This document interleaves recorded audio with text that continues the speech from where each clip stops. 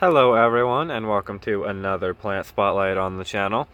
So today I wanted to take a look at one that I haven't had it too long, but I wanted to spotlight it a little bit and talk a little bit what I do know about it and what I expect from it in the future.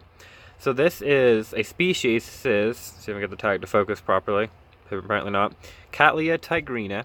It's a giant species. Mine is a young plant. It probably will bloom. It can bloom off of the next growth even, but it's that old, but it's not like giant yet. This species can get 3 or 4 feet tall, from what I understand, and this is about a foot, ish.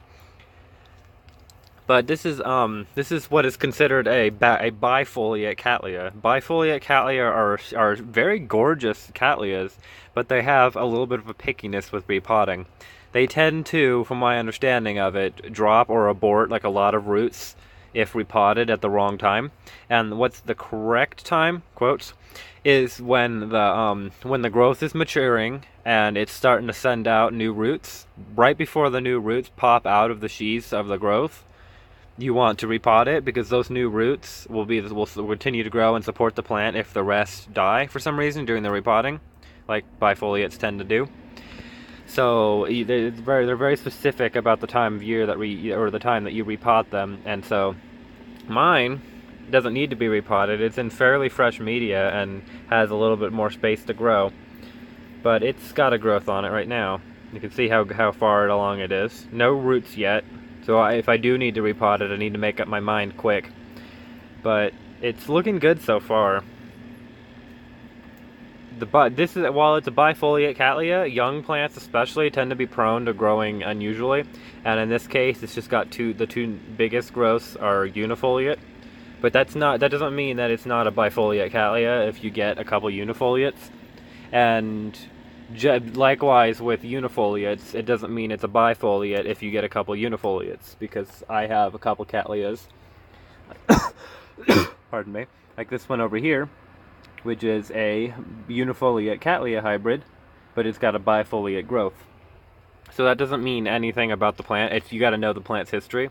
This one came from Norman's Orchids in California, Montclair, California, I believe it is. And there's the tag again. Oh, now it focused. And so it's planted in a very coarse, chunky bark and a little bit of charcoal, it looks like, media. And it's just it's a very nice species. I love the flowers on them. They're nice and speckled and whatnot, and they can produce a lot of flowers on a big plant. I probably would expect like just a simple like 1 or 2 flowers on the first flowering of this one. But once it grows bigger and gets more growth on it, it will put out huge shows, like 15 to 30 flowers, I think. 30 might be a bit high, but that's just what I remember. And so like a Cattleya, it likes bright light, and so I keep it right under the grow lights, because even though it's supposed to be a big plant when it grows up, it's big enough to where or small enough that it fits under the grow lights right now. So that's perfect for getting it the proper lighting that it needs while it's growing at this size.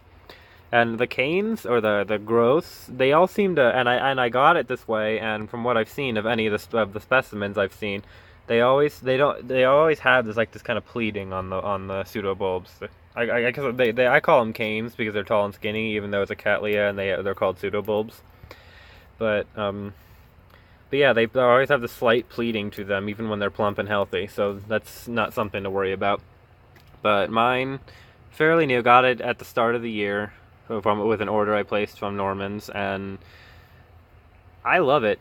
So far I've been loving it. It's been growing well. It's been reacting well. I let it dry out and then soak it again, and then let it dry out and then soak it again. And because it's got a lot of roots in there, I can't really tip it over to it without media falling out. But there's a good number of roots in there. The pot's actually, I don't know if it's from the roots or from the media, but it's actually bulging out a little bit. But it's a very, very nice grower. If I need to repot it, I need to repot it at the right time. And so I actually may do that just to realign it a little bit, because it's just coming out, like where the new growth is, it's already at the edge of the pot. It was potted very far over. So I may or may not do that yet, but I don't know. There's a little moss and water on there.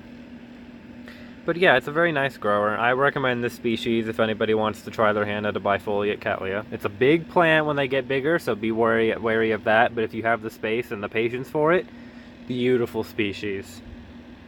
So that's all for now on this plant spotlight. Thank you guys for joining me, and Tune in next time for the next video.